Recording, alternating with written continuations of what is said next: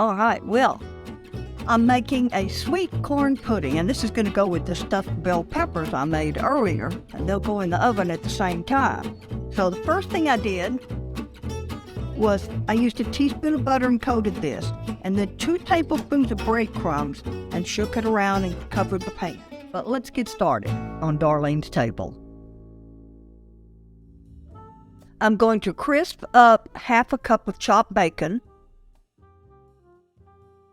At that point, when it's crisp, I'm going to add 2 tablespoons of butter, my onion, and bell pepper. We'll cook this a bit until the onion is cooked a little for about a minute. That looks good. Now I'm going to add the corn. This is corn that I removed from the cob. It's fresh corn. Try to use fresh corn and get the milk as well.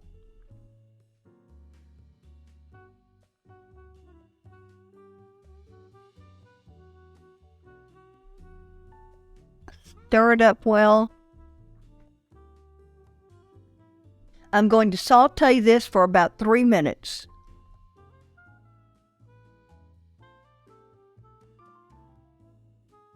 I'm whisking 6 eggs, and to that I'm going to add 1 cup of milk and 2 cups of heavy cream. I have them in here together.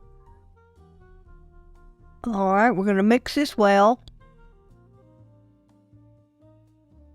I'm adding my Parmesan cheese and some nutmeg. Fresh nutmeg does better. It has a stronger taste. It tastes better to me. Now I'm adding my salt, Cajun seasoning, and black pepper.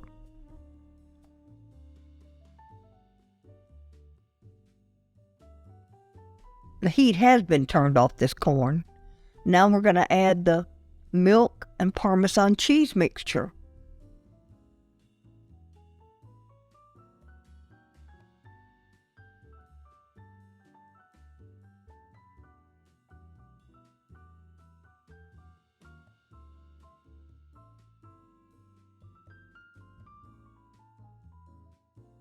Now I'm adding 1/2 cup of cornmeal.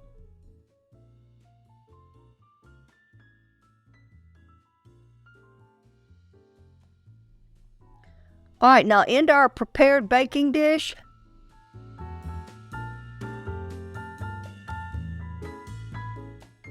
Into the oven at 375 degrees for about an hour. Ooh, doesn't that look good? It's a little bit like a souffle, light and fluffy, but it doesn't rise as much. Sweet corn pudding.